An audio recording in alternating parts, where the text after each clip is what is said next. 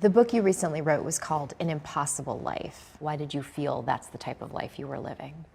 Well, I felt that mental illness took my father's life, made it so I was unable to finish raising my 16-year-old son, almost ended my marriage, almost took my life, and I felt like I was living an impossible life that I just couldn't breathe. And for those people out there who are facing the darkest of days, I wanted them to know you are not alone. I have been you, and I have dug myself out, and there is hope. At one point, you read the essays that your children had written to get into college, asking what their biggest trial in life was. And what did they say? Their mother. Yeah. They knew that if our family could get through these difficult times, that they could get through anything in life.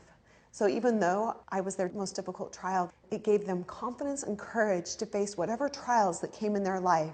They knew they would be okay. So you gave them confidence and resilience and compassion. Yes. All really important gifts to give your children. Yes. How did that change the way you felt about yourself as a mother?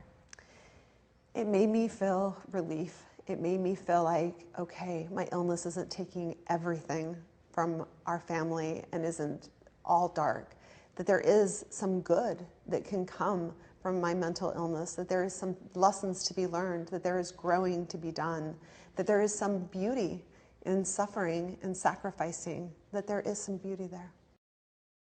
Why do you think it's so important for you to share your story? Because I feel like there is still a lot of stigma and judgment and shame around mental illness.